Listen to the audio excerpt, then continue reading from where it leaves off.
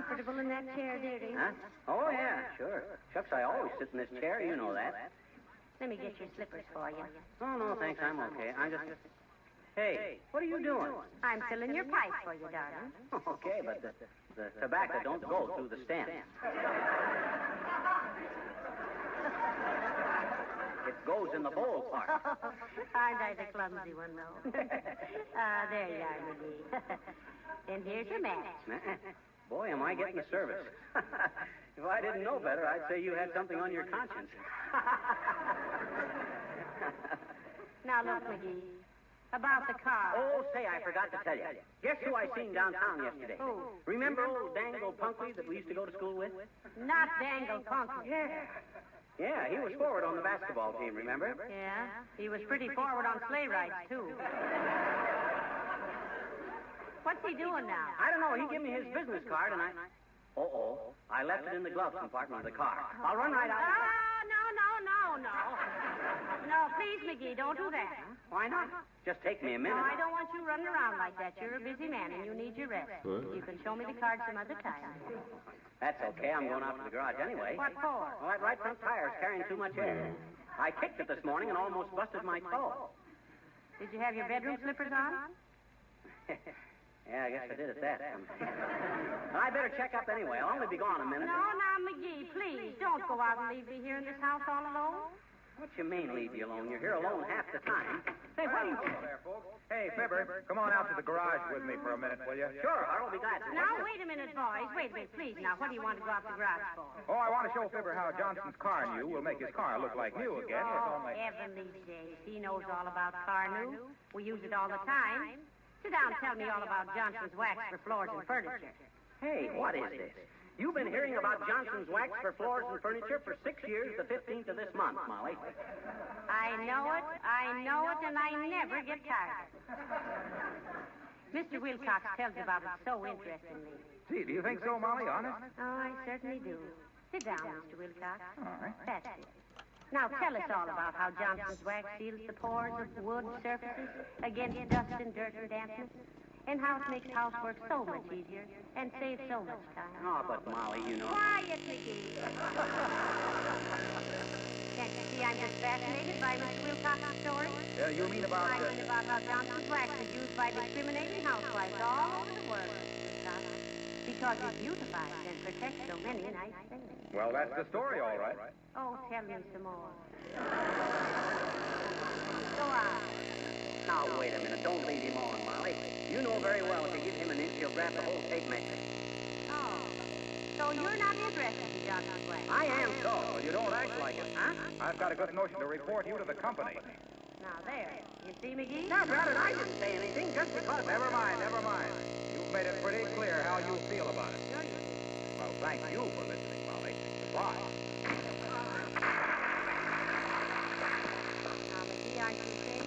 Oh, gee, I'm kind of confused. All I done was... You've heard all that stuff before, and you know. How you can sit there with a look of breathless excitement while that big smoothie goes through that rubber stamp routine gets me. You're just putting on an act for some reason. Oh, so now I'm not sincere, huh?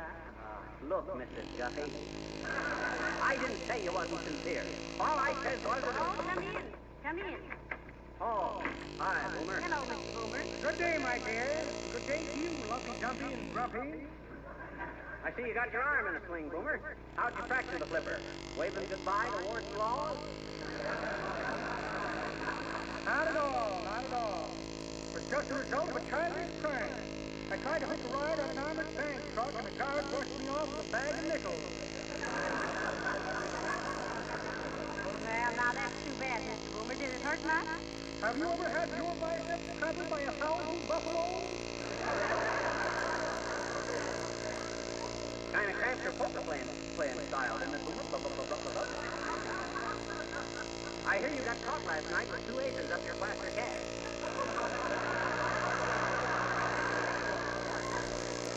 That's an outrageous falsehood. It was last night for Sunday night. So what are you doing for the arm, Mr. Boomer? I'm suing the bank that owned the car, that carried the guard, that threw the nickels, that broke my hole, my arm, and a dozen eggs I was taking to a sick actor who hadn't had an audience in 3 years. Well, I don't like to be unsympathetic, Boomer, but now that we've all had a good cry about your limping lunch hook, maybe you'll explain just why you dropped in here. Oh, yeah. Glad you mentioned it, Del Tar. Just wanted to serve a couple of subpoenas on you. Subpoenas, what for? I want you to serve as a character witness in the case that's coming up against me. See, the district attorney claims they found my fingerprints on a safe after a jewel robbery.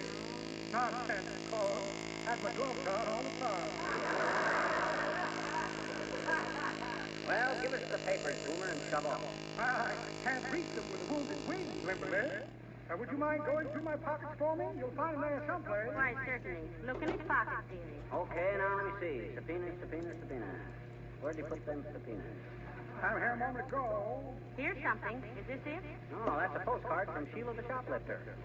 Yes, sir, she's been specializing in stockings and handkerchiefs this last week.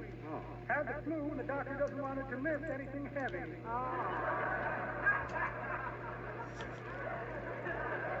Here's a small bottle of perfumed hair oil. Oh, that's for my nephew, Guernsey Boomer. The only way I can get some sense into his head. Say, what's this? This heavy leather thing. Hey, that's a blackjack. It certainly is. Ordered some chewing gum by mail, and a careless shipping clerk sent me that instead. Put the blackjack back, Jack. Okay, and here's a bottle of traveler's checks, or here's a book of traveler's checks made out to a guy named Sweeney. Who is thinking of Uncle Dennis? Sweeney? Who is Sweeney? I couldn't say. I only met the cop for a minute in the subway. Well, that's all there is in your pockets, Boomer. And I didn't see any legal papers. Well, imagine that. No subpoenas. Ah, well, come to think of it, you'd be very bad character witnesses for me anyway. Why? You know my character. Well, good day, my dear, and to you a pleasant April, fool.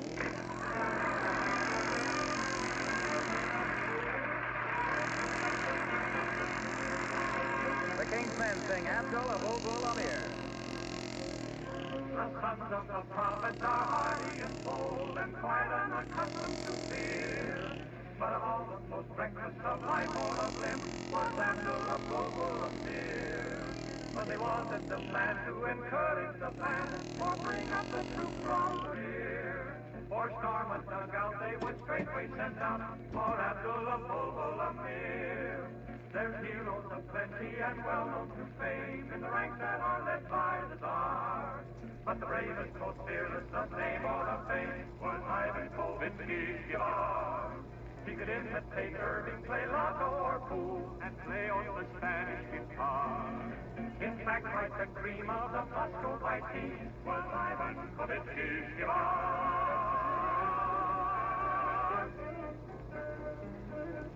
One morning, this Russian, he shouldered his gun, put on a belligerent sneer. Then going to town, he just happened to run into Abdul Abul Amir. Young man, said Abdul, is your license so dull that you're anxious to end it right here? Or infidel, no, you have trod on the toe of Abdul Abul Amir.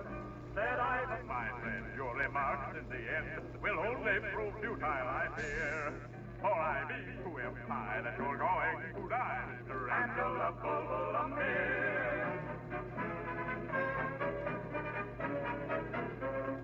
They fought all that night by the moon's yellow light. The battle was heard from afar. Great multitudes came, so great was the fame of Abdul and Ivan Skibar. And here in the tomb by the Danube so clear, beneath the light of the bright evening star, there lies the brave Abdul Abul Amir at rest beside Ivan Skibar. Somewhere you may bet they are still fighting yet, Abdul and Ivan Skibar.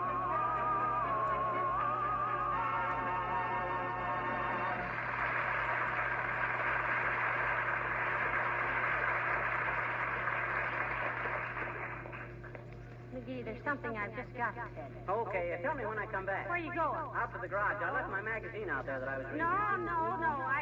What's the matter? I brought it in. It's upstairs in our room. Oh, thanks. And I want to compliment you on your improved taste in literature, too. Huh? I'm glad you've given up those trashy magazines. And I think it's splendid that a prominent citizen like you should take so much interest in law enforcement. Law enforcement? Yes.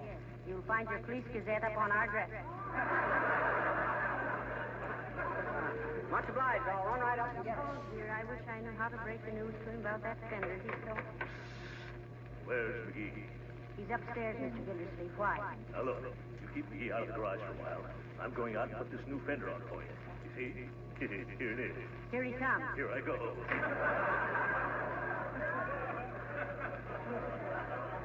Hey, Molly, did I hear you talking to somebody down here? I thought I heard the voices. Well, maybe the house is haunted. Yeah, could be. Ever since Uncle Dennis moved in on us, you can even smell spirits around here. Never saw him, did you? Come in.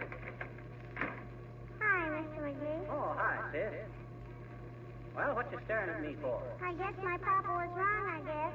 He said you didn't stand up straight. Oh, he did he? Well, you can go right home and tell your old man to go plumb. McGee. Huh? That's all right, Miss McGee. Mama tells Papa that too every morning. She does? Sure she does, I betcha. She hands him his hat and kisses him goodbye and says, all right, now you can go plumb. Oh, hold it, sis. Then what does your father do? He goes to somebody's house and plums.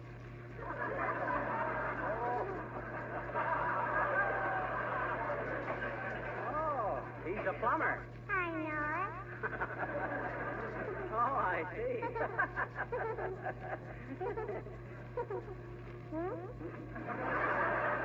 For a minute there, you had me going, sis. I should have known you were too well bred. Too well, what? Bred. I'm hungry.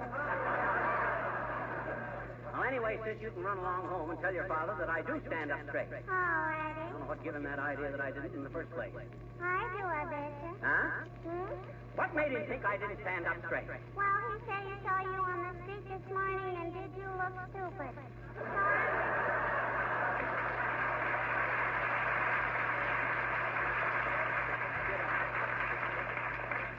Why, that little freshie. I'll teach her a thing or three. Oh, what are you going to do? I'm going to call up her old man. That's what I'm going to do. Give me that phone. Hello, operator. Give me the residence. Oh, is that you, Mert? How's that little thing, Mert? Is it? What's that, Mert?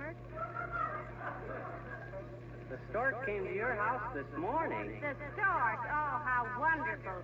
Boy or girl, did he? They don't know, but they got it tied up, and if it lays an egg, it's a girl.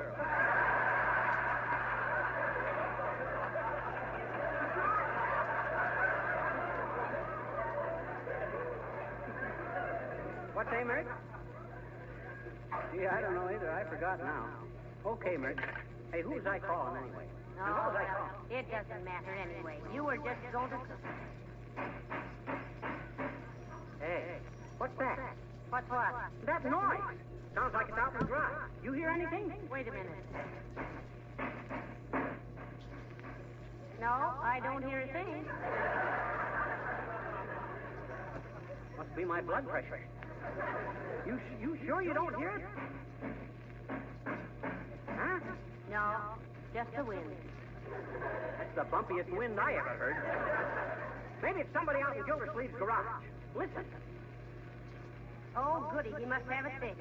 Who's got what fixed? Whoever was making that noise. I thought you said it was the wind. I think I better go out in the garage and investigate. It might be somebody that might... Come in. Oh, there, folks. I just thought I'd stop in. That rat at Gildersleeve, quit tracking that muck all over our floor. Muck? Look at you. Why, you're a mess. Now, McGee. What if Mr. Gildersleeve is a little smudgy? Maybe he's been working on something. That's a very shrewd guess, Mr. McGee. But I'm all finished now. Oh, that's fine, Mr. Gildersleeve. So, that was you making all that racket out there, was it? What's the matter? You too cheap to hire a mechanic? McGee, now that's no way to talk. Here's poor Mr. Gildersleeve, all tired and dirty. Dirty, I'll say he's dirty. Crusty. Looks like he found a creek tip with a diving board on it. Is that so? Now you look here, you little nincompoop. Nincompoop. Pip.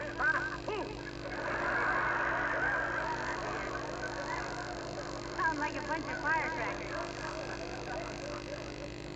Well, Dad Rat at Gildersleeve's got no business coming in here and getting our house all dirty. If he wants to work on his car, let him. Oh, hey, that reminds me, Molly. Uh-oh. You drove our car downtown today, didn't you? Yes, Yes, I did. I forgot to ask you, wasn't it kind of embarrassing without that left rear fender? Oh, my goodness, he knows about it. McGee, how did you find out about that fender? What do you mean, how did I find out? I was the first one to know.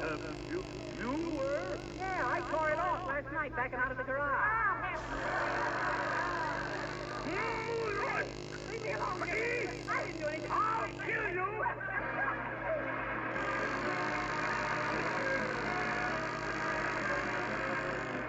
Fibber and Molly will be back in just a moment. Well, we've been talking about spring these last few weeks, but it's really here now, and time to freshen up that kitchen of yours. You know, it's a lot more fun working around a cheerful kitchen than one that's a little drab and dull. And it's wonderful how much cheer and new life you can add with new curtains, fresh oilcloth, and gay-colored enamel, without spending much money either. Of course, the quickest, most inexpensive way to make a big difference is to treat your linoleum floors with bright, sparkling Glow Coat polish. Glow Coat brings out the colors of the linoleum, keeps them as bright, fresh, and new. It protects the linoleum surface against wear, makes it last much longer. And it does all this with practically no work because Glow Coat is self-polishing, needs no rubbing or buffing. Now, if you're still scrubbing linoleum floors or using less satisfactory polishes, may I suggest that just once you try Johnson self-polishing Glow Coat. So you thought all the time that you'd knocked that fender off, did you, Molly? I sure did. And I'm still ashamed of myself for trying to deceive you about it. Oh, forget it. I don't tell you everything, too, either. For instance, I never did tell you about... About what? Never mind. Now we're even. Good night. Good night, all.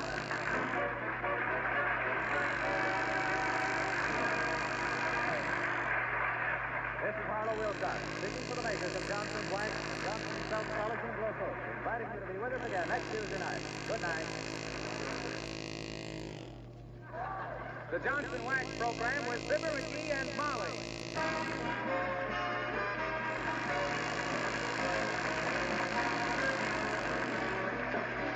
The makers of Johnson's Wax and Johnson's self-polishing Glow Coat present Fibber McGee and Molly, written by Don Quinn with music by the King's Band and Billy Mills Orchestra.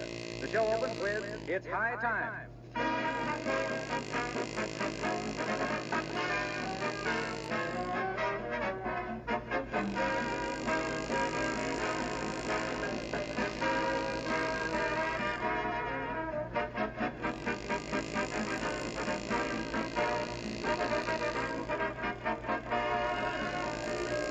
Let me ask you ladies a very personal question. Along about this time of year, do you begin to get those spring house cleaning blues? Not I, Mr. Wilcox. Several years ago, you sold me on the idea of keeping house with Johnson's Wax. And spring housekeeping just doesn't get me down anymore. Well, that's great. Do you mind telling everybody what you mean by keeping house with Johnson's Wax? Not at all. It's really very simple. You'd be surprised how many things I wax in my home. My floors, of course, and my furniture, too. But that's not all. I wax my windowsills, Venetian blinds, pantry shelves, radiator covers, my baby's high chair, even his kitty car. And my woodwork and enamel refrigerator, picture frames, luggage, shoes. And that's what you mean by keeping house with Johnson's Wax? Yes. The wax protects all these things against wear and dirt. It makes my entire home more beautiful. And cleaning, both the regular kind and the big spring cleaning job, is so much easier. Thanks to you, Mr. Wilcox. No, thanks to genuine Johnson's Wax, if you don't mind. Sold by dealers everywhere, the world round.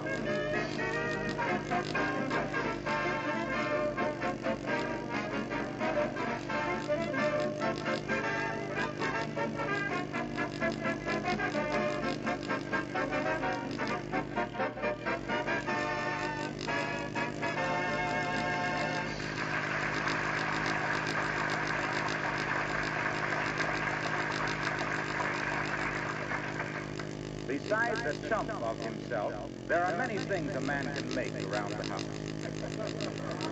One of them is a telescope.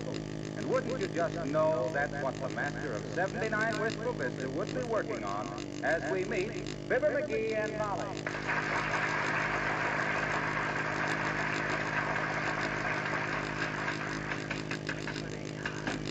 Hot dog, this thing is coming along swell, Molly. That's nice. Want to have it finished almost any time now. That's fine. Want to be a beauty, too. Of course it is. Want to be the best in town. Oh, good. You want to use it sometime? Well, I don't know, dearie. What is it? What is it? Why, Molly, You mean to sit there with your lap full of bungalow apron and tell me you don't know what I'm making? Well, I just didn't want to be nosy. But it's very pretty, whatever it is. Well, it's a telescope. A telescope? Well, now that's very interesting, but if you think I'm going to drag that big thing to the races this summer, or the football games, or the opera... It ain't to carry. It's for me to use my astronomy. In your what? Astronomy. If you take more interest in what your husband does, you know what I've been doing all these weeks. Well, now, whatever you've been doing, you've been simply ruining your eyes. Huh? Every morning lately, you've been coming down to breakfast with your eyes all red and watery. Tomorrow, I'm going to take you downtown to see a good opera.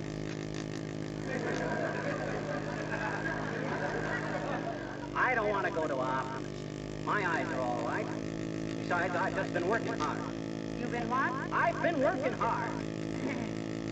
Well, while you're having your eyes looked at, I'm going to get my ears examined. Huh? I could have sworn you said you'd been working hard. That rabbit I have been every night. Except last night, I set it close to the night last night and read last night. Well, now, what'd you do that for, Foodie? I had a book that I couldn't lay down once I started. Was it that good? It was terrible. I was eating caffeine at the time and got stuck on it. Well, now, I don't care. Your eyes need attention, and tomorrow morning we're going downtown and have you examined for glasses. I've been trying to get you to go for 6 months. Well, I'm finishing this telescope tonight, and from then on, I won't have to strain my eyes. Oh, it's going to be swell to have a nice big new telescope. Here I've been spending hours out there in that backyard every night watching the sky through them old opera glasses. Who you expecting, Santa Claus? Don't be ridiculous, Mrs. McGee. I've been checking a certain section of the constellation, and I think, mind you, that I may have discovered a... Discovered a what? Oh, never mind. I want to do a little flip up. I want to do a little more checking up before I make any announcement. The guy said when he stuck his hand in the alphabet soup, I'm groping for work.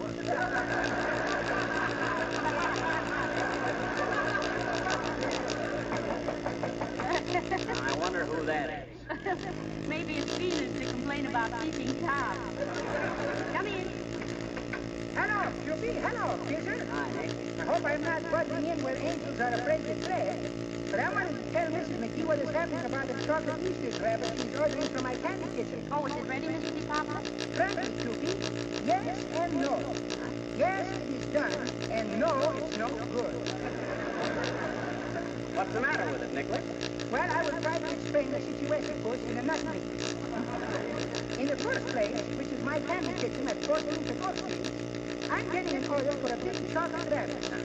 So, in order to fill the order, I am getting a big, real, alive rabbit to serve me as a middle while I order it. You grab it? Oh, you mean you got a real live rabbit to work from as a model, huh? Precisely. But if you think those bunnies is sitting still while I'm making a picture of him in hot chocolate, you have another guess coming, and I'll bet I know what it is, and you're right. No, he wouldn't. Well, now, that's too bad, Mr. DePapolis, but don't let it get you down. I can do without a chocolate rabbit this year, I guess. Scoopy, never let somebody say that Nicholas DePapolis is letting you down, Easy. Because when you order a chocolate rabbit from me, you're getting a chocolate rabbit, even if it looks like a reindeer, and it certainly does. And I'm only charging 40 cents for it. See? Why, that don't look like a reindeer, Nick. That looks like a water buffalo. In that case, it'll cost 50 cents. I'm charging more for water buffaloes than I do for reindeer, particularly when they're supposed to be rabbits. All right, Mr. DePapolis, here's your 50 cents. Yeah. Thank you, Cupid. And I hope I will be seeing you both before long. Although if I don't, I guess there won't be any bones broken unless it's my ankle from kicking myself for ever taking an order for a chocolate rabbit.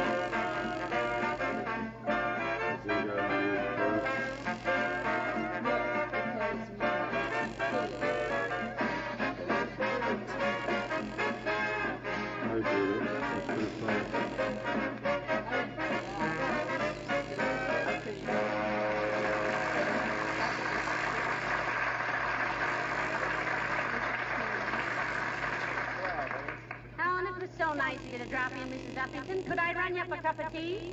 Oh, no, thank you, my dear. I just wish to come over and ask you... Well, my goodness, Mr. McGee, what is that? Huh? This? Oh, this is a new telescope I'm making, Uppy. I took up astronomy, and I didn't want to get caught with my planets down. Don't you get it? I says I didn't want to get Ain't caught. funny, McGee. Well, astronomy is a serious business. Oh, I'm sure it must be. Oh, but tell me now, Mr. McGee, what are you going to wear in the Easter parade Sunday? Well, now, I haven't quite decided, Abigail. I'm not even sure I'll be in it. For years now, I've been trying to get McGee to get a top hat and a cutaway coat and really dress up for an Easter, but... Why, I used to do that, Molly. Don't you remember? Don't you remember how we used to walk down Adams Street in Jory on Easter Sunday? Me with my spits and cutaway, and you and your... Oh, you mean spats and cutaways, McGee. I mean spits. I always took the dog along. But don't you remember, Molly, I always... Oh, yes, I remember. Yeah, I remember. Now, suppose you go back to your sky trying and let Abigail and I talk. Oh, but she wants to see my telescope. Don't you, Abigail? Personally, I couldn't be induced to use the telescope. I can think of nothing more utterly boring. Why, certainly. Why should we squint through that thing and crack our makeup? Okay, girls, okay, but what if you could use this telescope to look into Mrs. Uppington's window right now and see all her new Easter things laying around the room? What was that? Let me take your eyes. Now, please, now. Abigail, I asked her. But just the same, I'm your guest. Now, please, yes. Oh, my, what am I doing? Why, I'm Mrs. Uppington. Well, I've never been so insulted in all my life. Oh, well, I was just kidding. Shucks, can't you take a joke, Uppy? Not as well as Mrs. McGee. Meaning what, Abigail? I was just thinking what a joke you took on your wedding day. Goodbye.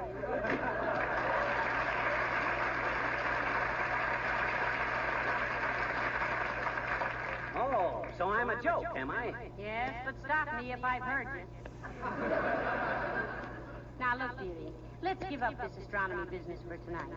Your eyes look awfully tired, and I still think you ought to go see a good optimist. My eyes are all right, and I can prove it. How? Well, I ain't sure, but I'll bet I can. Now, let me see. I think if this front lens was closer to the center of the refraction... I don't know why you always have to take up hobbies that don't pay off, McGee. Can't you get interested in something with a profit? What you mean, profit? The astronomy business is looking up every day.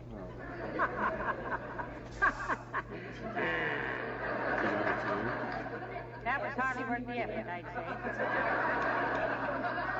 Well, now, let's see. If I raise the front end of the telescope about 45 degrees, it ought to... Hi, folks. What are you doing? Hello, Mr. Wilcox. I'm building a telescope, Harlow. Yes. He's decided to change his career. He's given up wool gathering in favor of stargazing. Okay. Deride, if you like. I'll show you. Hey, give me a hand, Wilcox. Help me lift this thing over to the window. Okay, pal. Take it easy now, there. Open the window, Molly, will you?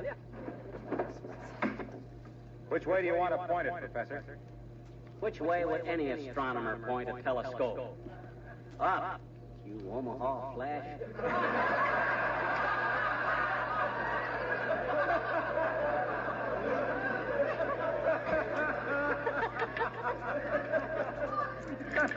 There we are. She's all set.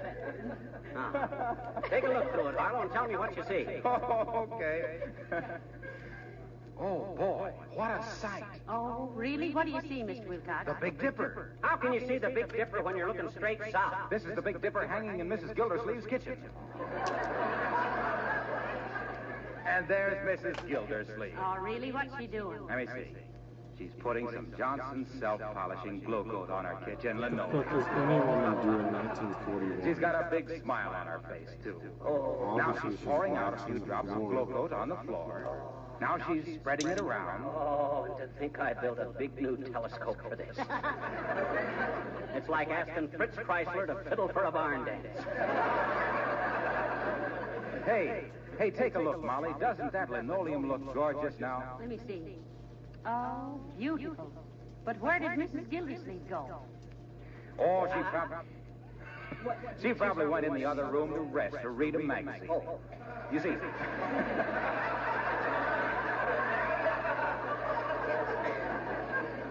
Now look, glow coat dries to a grand glossy polish in 20 minutes or less, you know, without any rubbing or buffing. Well, much obliged for the use of the telescope, Fibber. Oh, that's okay, Wilcox. Anytime you want to point it toward Racine, Wisconsin, to see how your orders are coming in, let me know. Nothing like making science useful. Say, you've given me a wonderful idea, Mr. Wilcox.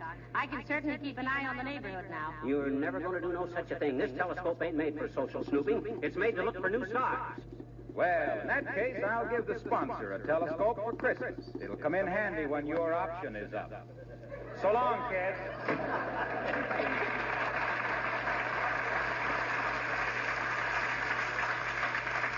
You're going to be embarrassed. Our sponsor has a telescope. Oh, yeah? What do you mean by that, anyway? Well, I could never guess, I hope. Now, come on, dearie. Leave that thing alone. I'm worried about you straining your eyes. Oh, forget my eyes. I can't. They're so beautiful. Which one? And quit kidding me. Don't you realize that astronomy is a serious business? Don't you realize... I wonder if the astronomers at Harvard have all this trouble. Come in. Hi, mister. Oh, hello. I can't spare any time to talk to you now. I'm busy now. Doing what? I'm studying astronomy. What's astronomy? Well, it's the study of the stars, sis. Mars, Jupiter, Saturn, Venus, Betelgeuse, Sirius. Is it? Is it what? Serious.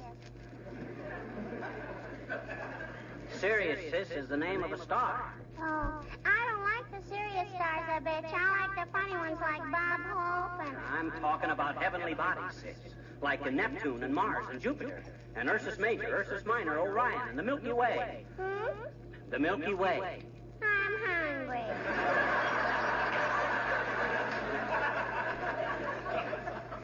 You're always hungry. Dad Rabbit, don't they feed you at home? No. What? They don't? No. Oh.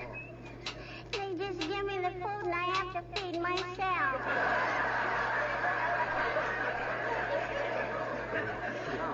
Well, that's tough. I know it. Yeah. Hey, what's that thing for, Mr. McGee? What? You sure dry your eyes quick. That's my telescope. Want to take a look through that telescope? Sure. Here. Well, wait till I point it at the moon for you. There. Now look through this little aperture here. See? Oh. Huh? Gee, isn't that wonderful, mister? Yeah, you see the man in the moon? Is it really a man who is it, mister? Why, of course it is. Ah, look at her, Molly. I've opened up a whole new world for the little tyke.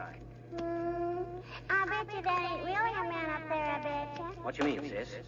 Well, it has always been my understanding that the man in the moon was an optical illusion, wherein the geographic conformations on the lunar surface gave a more or less graphic impression of a human physiognomy. I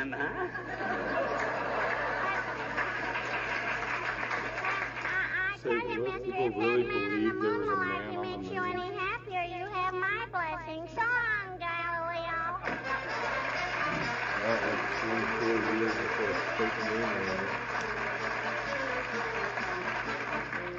The King's Men sing The Reluctant Dragon from the Walt Disney picture of the same name. One fine day while on my way to Ipswich by the sea, I met a rather charming chap who asked me in to tea. It seems he was a dragon, you know, the kind with wings, teeth and tails and claws and scales and all those dragon-like details. I admit I jumped a bit when he began to sing. I'm the reluctant dragon, what ho, quite so, the very reluctant dragon.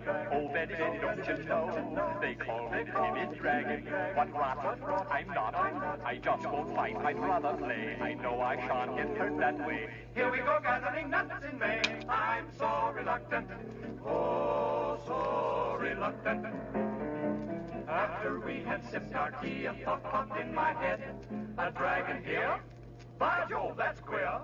He really should be dead. I said, look here, I said. Aren't you a bit extinct? He looked at me and gave a cry and wiped a teardrop from his eye. Heaved his bosom with a sigh. Then he coyly winked. I'm the reluctant dragon who loves me carefree. I'm the reluctant dragon, reluctant since 1911 BC. Could be, they call me the timid dragon. When others fight, I run away. I guess that I was born that way. I'm to be queen of the May today. I'm the reluctant dragon. I'm frail and pale. The awful reluctant dragon. Don't step on my tail. They call me the timid dragon. What rot? I'm not. I just won't fight. I know I shan't Get hurt that way. Here we go gathering nuts in May, nuts in May, nuts in May. I'm so reluctant.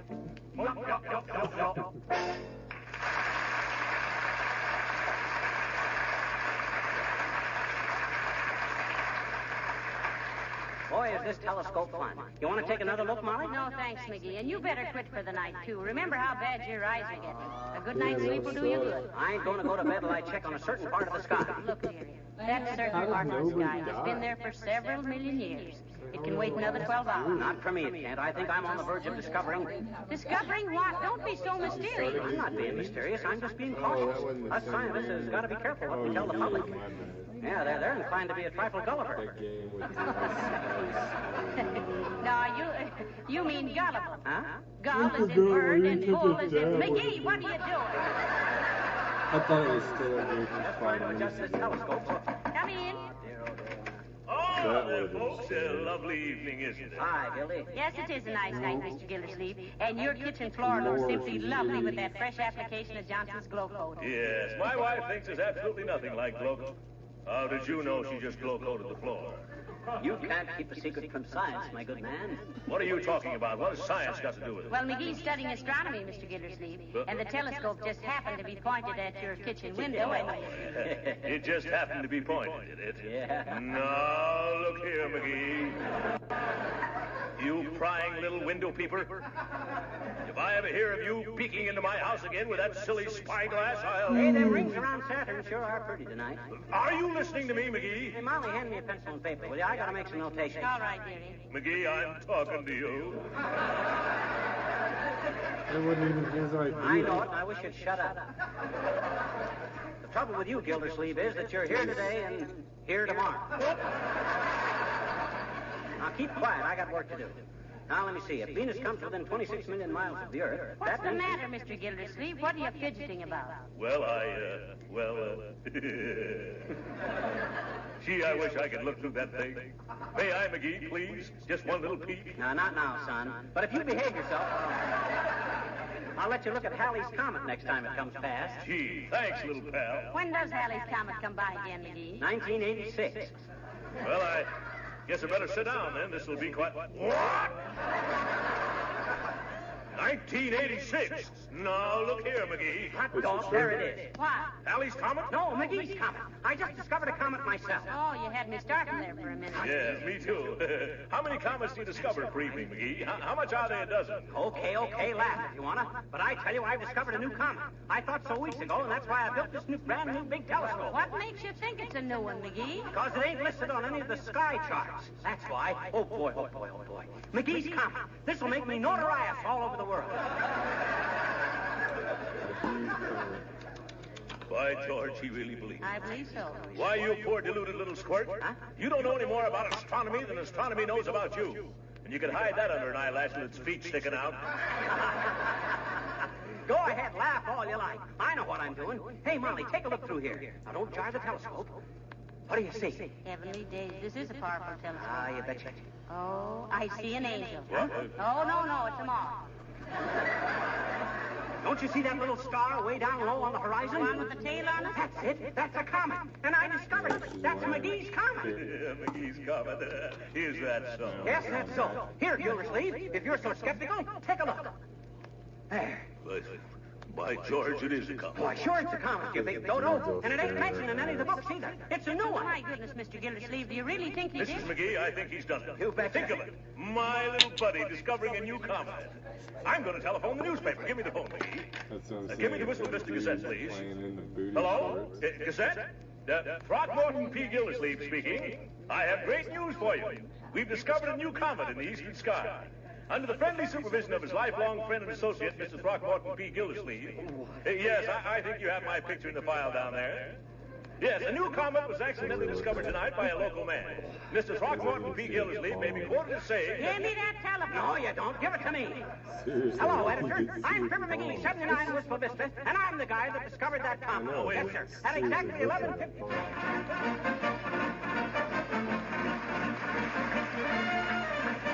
Extra, get your papers here. New comet found. Read all about McGee's comet. Extra, get your paper here. Read all about it.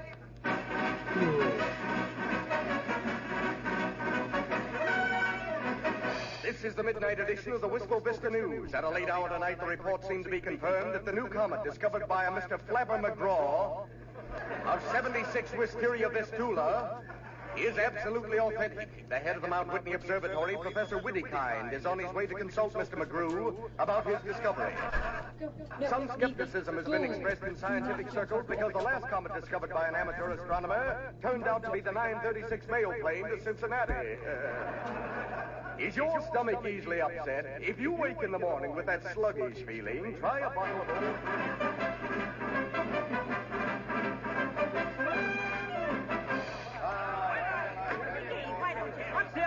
What's the idea of barging in our home? I want a picture, Doc. Stand over there by the telescope. You too, mister. McGee, I represent the International Association of Astronomers. Hey, what is this? Quiet, everybody. Yes, please be quiet while I verify Mr. McGee's discovery. Who are you, Bud? I am Professor Hercules Whittykind of Mount Whitney Observatory. Oh, how do you do, I'm sure. I'm glad to know you, Herc. Have a chair. Never mind that. Let me see that telescope. What's the matter? Won't you take my word for it? Well, there's some question in academic circles whether or not this is the old Pazushka comet, which was discovered in 1765 and subsequently mislaid. No, sir. This comet is strictly original. There's no record of it in the books. Here, take a look through that telescope. Well, you see it? By George, Mr. McGee, I congratulate you. It is a new comet. Oh, McGee, that's wonderful. Why, of course it is. Did you doubt it? Frankly, yes. Huh? After all, a new comet is not discovered every day. Oh, McGee always discovers his at night, don't you, dearie? Yes, he can see the stars better than he says. Tell me, Mr. McGee, how do you account for the fact that of all the people in the world, you, a rank amateur with a homemade telescope, discovered this comet? I had to. You had to? Yeah. I had to do something to prove to my wife that I don't need glasses.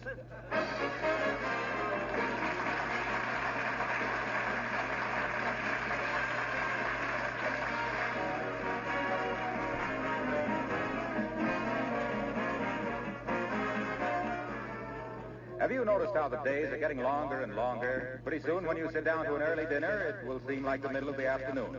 That may be a slight exaggeration, but you know what I mean. And you know, too, how nice it is to have those extra daylight hours for being out of doors, working in the garden, playing with the children, or visiting with your friends.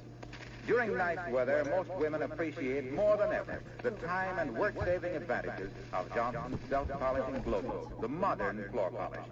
Glow Coat keeps your floors beautiful with practically no work at all. Now take your kitchen linoleum, for example. Pour a little Glow Coat onto the clean linoleum floor, spread it around, and let it dry. Come back in 20 minutes, and you'll find a floor that is sparkling with new beauty. Its color is as bright and fresh as new, protected against wear, and easy to keep spotless. Besides that, Glow Coat actually makes your linoleum last longer. So, if I ask you to try Johnson's self-polishing Glow Coat on your floors, you'll pardon my enthusiasm, won't you?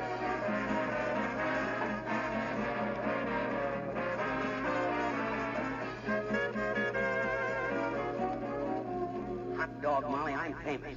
Fibber McGee, discoverer of the McGee comet. I told you I'd prove I don't need glasses. All right. So you proved you don't need glasses. You Now, betcha. come on to bed. No, wait till I put these tools away first. Hand me that pair of pliers there, will you? What pair of pliers? Pliers right there on the table. That's a hairpin. Huh? Oh. Like a pair of pliers. Good night. Good night, doll.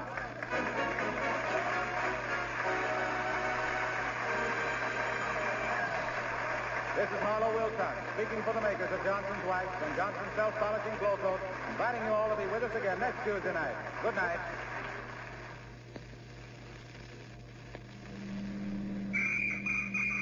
Hey, you! Pull over to the curb! What's the matter, officer? I wasn't doing anything, was I? No, not this time. I was just interested in that car of yours. Looks pretty neat for an old car. What do you use on it? Oh, that? I use Johnson's Carnew. Well, I don't have but 2 days off a month, and Oh, but Carnew cleans and wax polishes your car in one operation, and half the time it used to take. It's really sensational. It is, huh? Well, I'll be sure and try some on mine.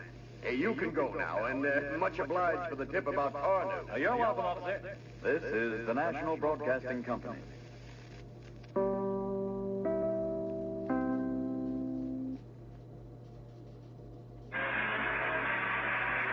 Of Johnson's Wax and Johnson's Self-Polishing Glow Coat present Fibber McGee and Molly, written by Don Quinn, with music by the King's Men and Billy Mills Orchestra. The show opens with Let's Break the Ice.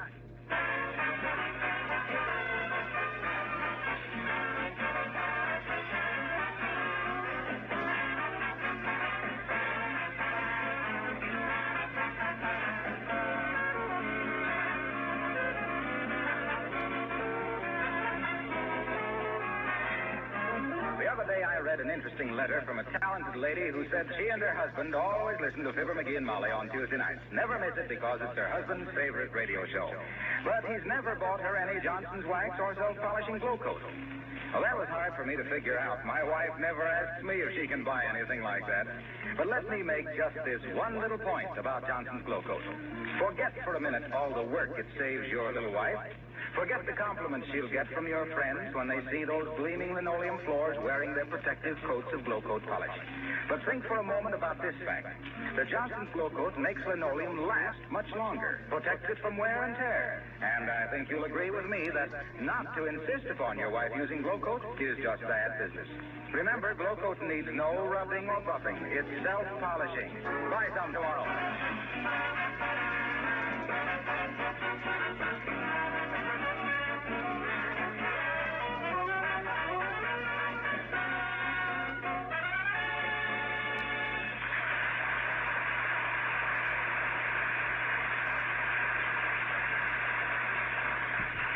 There's been quite an argument going on this last week at 79 Wistful Vista.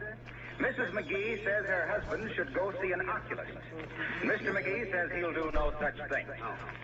So, here sitting in the office of Wistful Vista's leading oculist, we find Fibber McGee and Molly.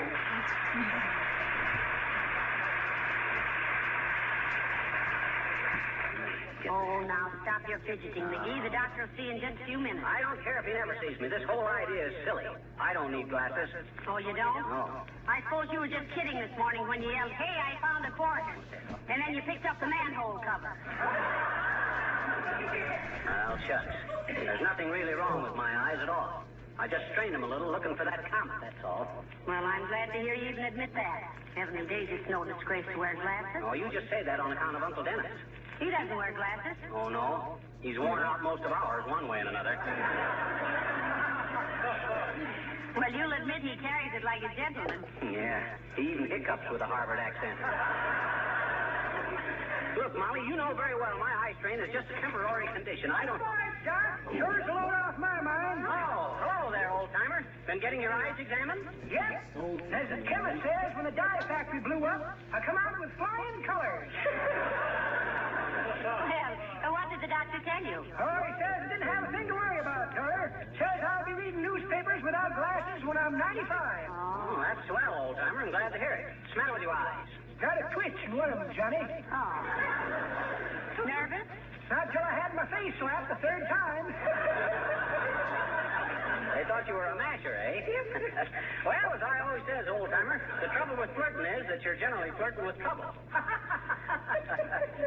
That's pretty good, Johnny. But that ain't the way I heard it.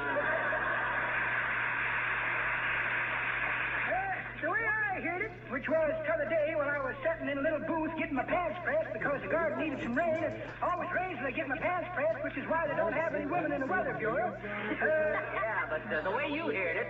Oh, yeah. One fella says to t'other fella, hey, says, see where a young college feller pole vaulted more than 15 feet to a new world's record last Saturday. Ain't that wonderful? Yeah, says t'other fella, but he never could have done it without that big stick. Well, I guess the doctor will be seeing you in a minute, kids. Well, thanks, Mr. Oldtimer. You say he thought your eyes were all right, huh? Yep. Says I'll be reading newspapers without glasses when I'm 95. On one condition. What's the condition? Gotta learn to read. Come on, kid.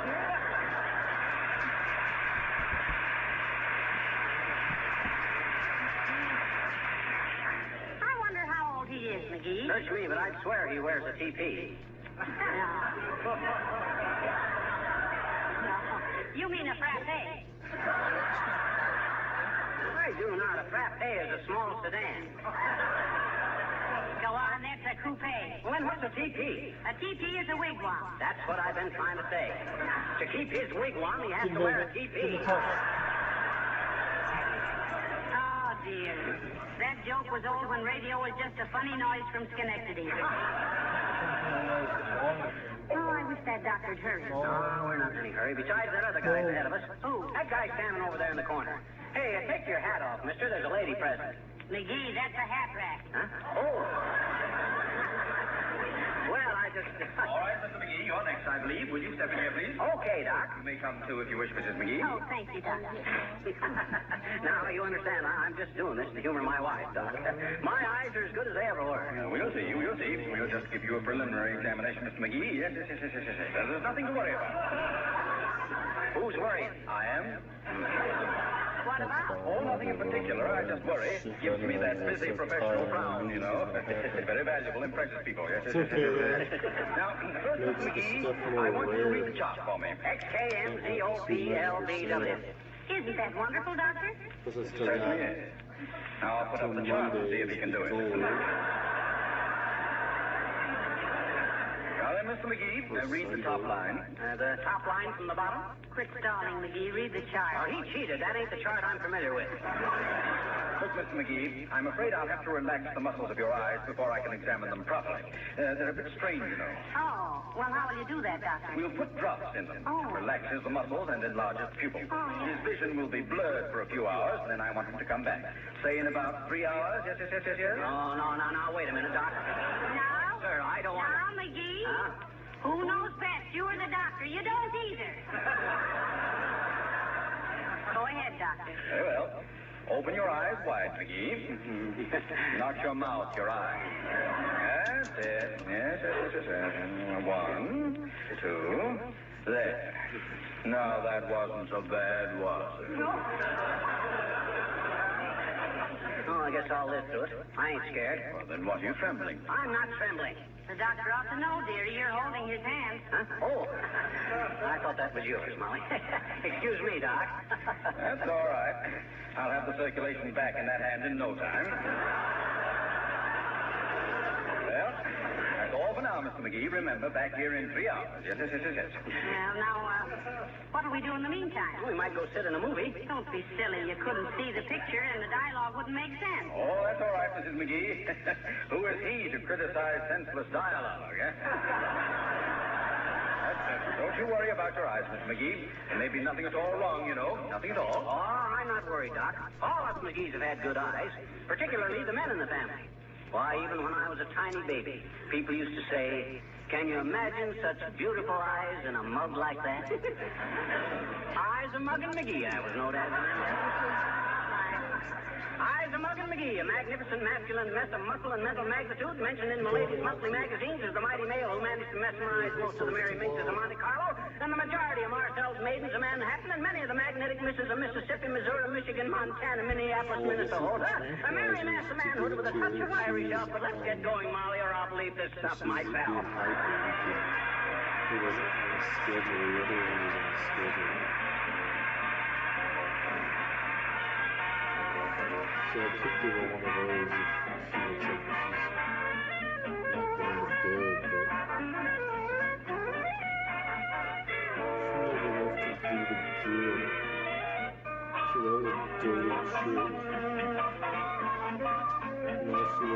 blood all over the place.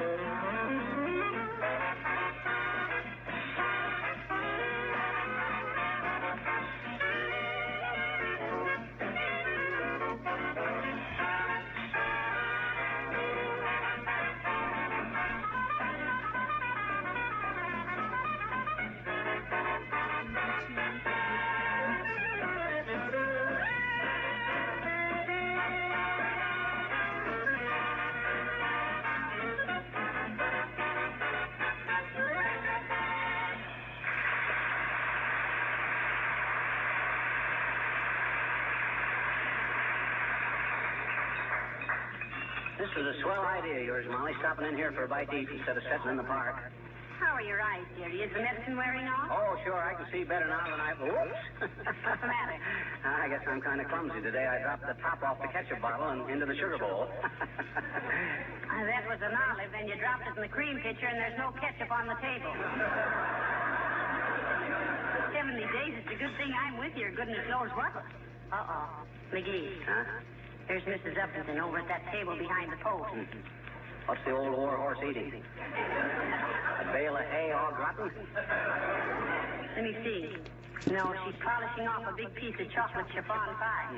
Her and her And diet. the next time she tries to tell me about living on Melba toast and skim milk, Oh, how do you do, Mrs. Uppington? Imagine meeting you here. Oh, how do you do, my dear? Good day, Miss McGee. Hi, Uppy. Mrs. Uppington is over there, dearie. I'm Mrs. McGee. You're looking very well for yourself, Abigail, old girl. Thank you, my dear. Though I must do something about my weight. I'm simply gaining ounces, you know. Oh, cut it out, Uppy, cut it out. You got a wonderful figure, Uppy. In fact, I never seen you look handsomer than you do today. You ain't fat, you're just chubby, in a cute way. Besides, what if you do gain a little, Abigail? I always said what this country needs is less hustle and more bustle. And that's a mighty ducky little chapeau you're sporting today, too, Uppy. Miss McGee, I am not wearing a hat. Oh, I thought that was an airplane. Well, you're always so far ahead of the styles. I thought you had on one of them new off-of-the-head hats. Oh, now you say such sweet things, Miss McGee. I have a tough time doing it, though.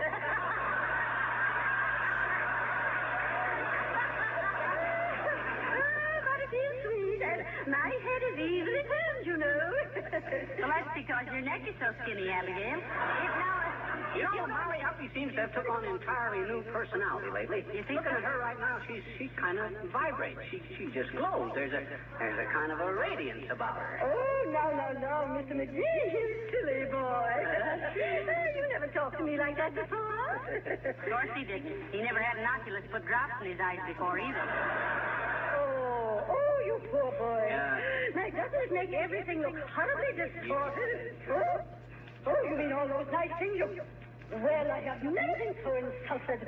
Goodbye, you squirt.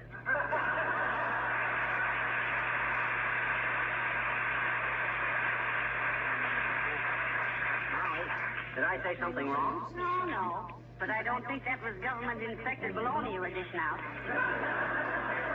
Come on, McGee, let's go. Okay, you paid the check? Yes, I did. Can I help you with your coat, dearie? No, thanks, I got it. You got it all right. You got it inside out. Here, let me. McGee, this isn't your coat. It isn't? Well, where is mine? I put it right on that rack there. Oh, dear. Somebody must have taken yours by mistake and left this one. Huh? Look, here's the owner's name on the inside of the pocket. Wallace Wimple. Wallace Wimple, eh? Well, whoever he is, he's got a lot of moxie swiping my coat. Wait till I get my hands on that guy. He'll wish he'd never picked on... Hello there, folks. What's the matter? Hi, Gildersleeve. No, it isn't Mr. Gildersleeve, dearie. That's Mr. Wilcox. Oh. He's being examined for glasses, Mr. Wilcox, and he's got drops in his eyes. Hey, Harlow, somebody swiped my overcoat and left this one instead. Well, you're lucky. That's a good-looking coat. Well, now, we'll have to find the owner. Do you know a Mr. Wallace Wimple, Mr. Wilcox? Wimple. Not Wallace Wimple. Yeah, you know him? Me know Wallace Wimple? Why, say, when I first started working for Johnson's Wax, before I even knew what a wonderful thing Johnson's Wax was for beautifying and protecting floors and furniture and woodwork against dust and dirt and dampness, before I even found out what a blessing Johnson's Wax was for particular housewives. And that was, well, let's see, we've been on the air for Johnson's Wax 6 years today, and I worked for them 4 years before that. That's 10 years. Yes, sir, 10 years. And in all that time, I've never known anybody by the name of Wallace Wimple.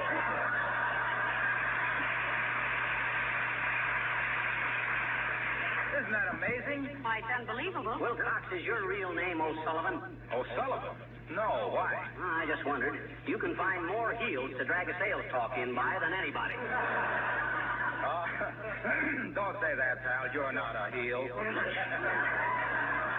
You're a very nice little guy. Of course, you're not too bright, and you talk too much, but outside of that... McGee, stop swinging at Mr. Wilcox. Wait till you can see better. Oh, that's okay, Molly. He was just kidding. And so was I. We can't spoil our 6th anniversary together by fighting. Look, Fibber, why don't you keep this coat and just call it good luck? Because I'm too honest and it don't fit. Come on, Molly, we gotta go find Wimple. Oh, why didn't somebody tell me my shirt tail was sticking out?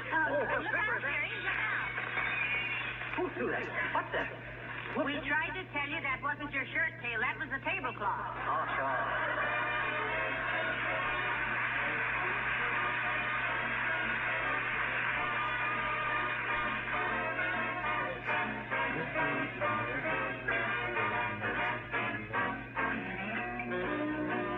The King's Men sing, Let's Get Away From It All.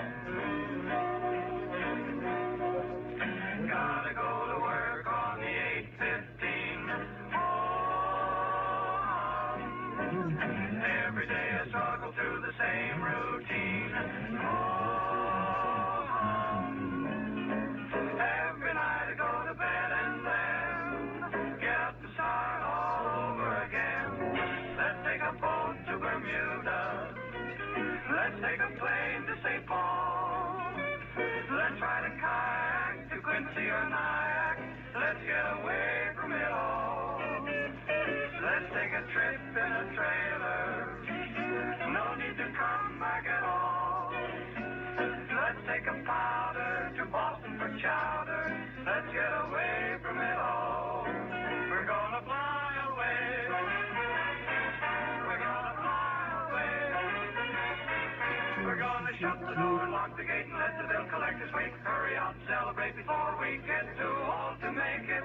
Take a boat to Honolulu. We'll take a clipper over China's wall. We'll drop a line to Uncle Willie from the steamer bound for Chile. Let's get away from it all. Buy a ticket down to Rio, or you can take along a Spanish shawl. We'll take a passage on a freighter just across the old equator. Let's get away from it all. We'll look up all your aunts and all your uncles and your cousins, and we'll camp right at their door. They may go broke, but holy smoke, we'll never worry anymore. They'll never miss me at the office. I'm never going back there at all. We'll never be at home when the butcher and the baker and the tailor and the landlord call. We're gonna leave them flat, so baby, grab your hat. Let's get away from it. Let's get away from it all.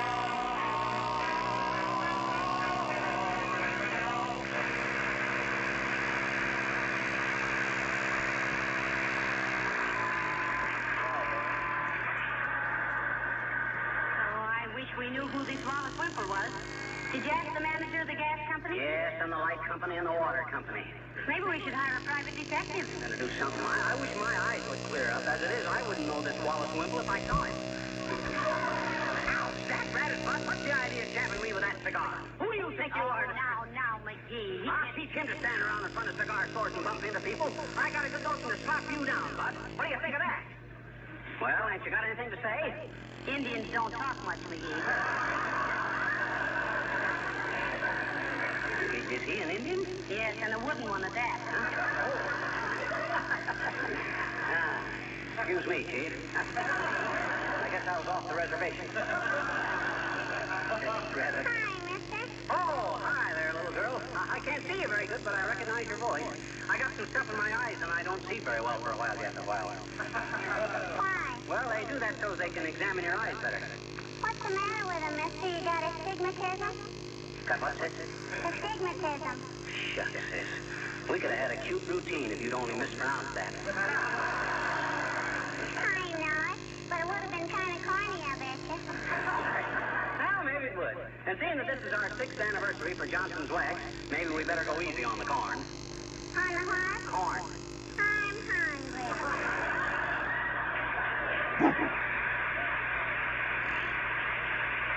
What's the matter with you, sis? You a food hoarder? You save it for a friend? No, when I gotta feed my puppy and my kitty and a turtle. And last Sunday my papa gave me an Easter bunny. Oh, he did, huh? I says he did, huh? He did what? Your father gave you an Easter bunny. Gee, did he? That's right, you said he did. I know it. Well, then what... Now, look, sis. Did you ever hear of a guy named Wallace Wimple? Sure. When? Just now. Why, Dad? Because I gotta find him, that's why. And say, by the way, if you ever hear of anyone named Wallace Wimple, come and tell me, will you? And I'll give you a nickel. It's worth 10 cents, I betcha. Oh, okay, 10 cents. You mean you'll give me 10 cents till I tell you how to find him? Do you, please? Yeah, absolutely. Okay. Give me the dime. You know how I can find him? Sure I do, I bet. Oh, boy, oh, boy, oh, boy. Okay, here's 10 cents. What do I do? Look in the telephone book.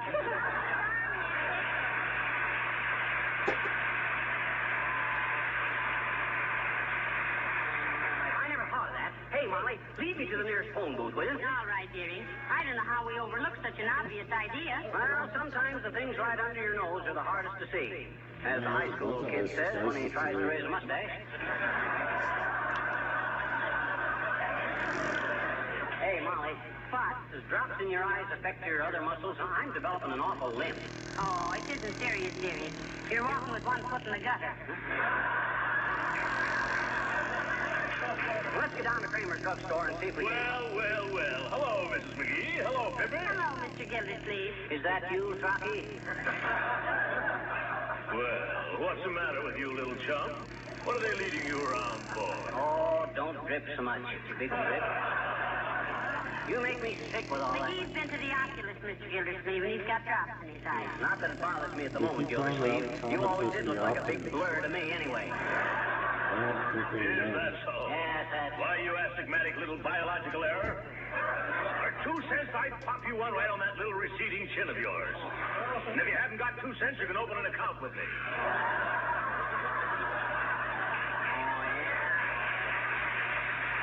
Drops in the eyes or no drops in the eyes, Gildersleeve? I could handle you with one hand tied behind me and juggling 3 Japanese with my feet. You couldn't juggle the accounts in a piggy They bank. just made a You joke vacuum. about the Japanese thing. Gildersleeve? Here. For goodness sake, boy, stop it.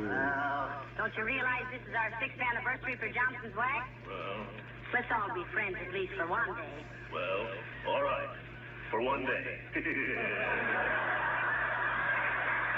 One day it is, Gildersleeve. But what are you doing tomorrow? Nothing. Okay. Suppose I meet you in back of the firehouse and slap a few of your cheap gold fillings down your noisy apparatus. You're a hard man, McGee. But by George! Hey, Trocky. What is it, chum? You know a guy named Wallace Wimple? Wallace Wimple. Oh, Wallace Wimple. Why, certainly. Oh, An old college chum of mine. Oh. Yes. He used to sleep in the next seat of me in chapel. For goodness sake, well, where does he live, Mr. Gildersleeve? Wait a minute. I have it right down here in my address book. Wimple. W. Here's Wilma. Wilma, huh? Wilma's a horse.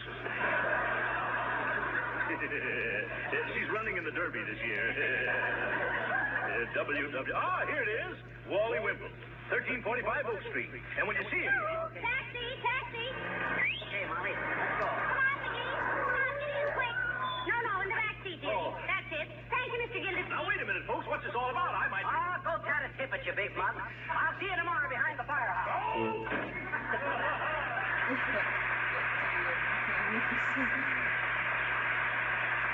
1345 Oak Street, driver. Step on it now. Step on it.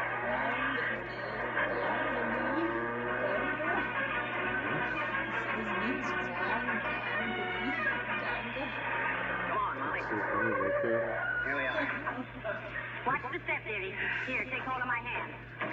Now, you let me handle this, Molly. This guy may be a professional crook, and I might have to get tough with him. Well, what if he's a big bruiser? Well, yeah.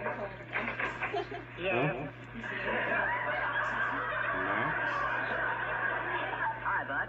You Wallace Wimple? Yes, I am. Big guy, Molly? No, he's just a little guy, McGee. Yes, yes. Now, you look here, Wimple. You got a lot of nerve swiping my coat out of that restaurant. I got a notion to kick you around and teach you respect for other people's privilege. What's the idea of taking my coat? Well, bless my soul, I didn't even know I had taken the wrong one. Well, is this your coat, Mr. Wimple? Oh, it certainly is. In fact, you so much for returning it. Is that all you got to say, Wimple? Ain't you going to apologize? Yes, I certainly am. It was a very ridiculous mistake. But at the time, I couldn't tell one coat from another. Well, why not? Well, I went to an oculist this morning, and he put some drops in my eyes. Isn't that silly? Did not do good tonight. Fibber and Molly will be back in just a moment. Have you heard about the special bargain offer that many Johnson dealers are now making? It's one you will not want to miss, so listen carefully. For a limited time, many dealers are now giving a long-handled glow coat applier free with a quart of Johnson self-polishing glow coat at the regular price of 98 cents. You'll find this applier very handy. It's washable, may be used over and over again, and it makes the application of glow coat amazingly simple. And speaking of saving, glow coat, of course, is a famous labor saver. It's the #1 easy-to-use floor polish wherever you go. It needs no rubbing or buffing. You just apply and let dry, and in 20 minutes your floor gleams with a rich, long-lasting polish. Glow coat keeps the colors of linoleum fresh and bright, makes the linoleum itself last much longer. See your dealer right away while this money-saving offer is still available. Ask for this long-handled applier free with 1 quart of Johnson's Glow Coat at the regular price of 98 cents.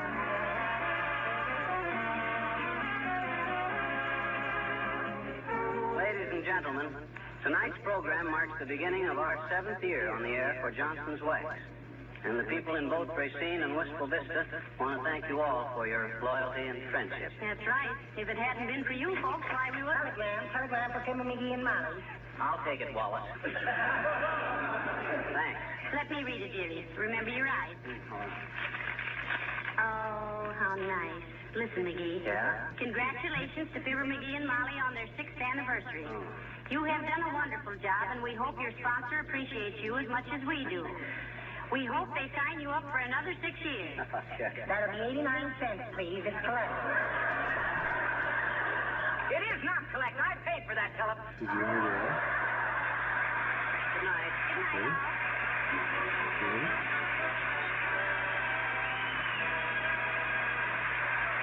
This is Harlow Wilcox, speaking for the makers of Johnson's Wax and Johnson's Self-Polishing Glow Coat, inviting you all to be with us again next Tuesday night. Good night. Good night.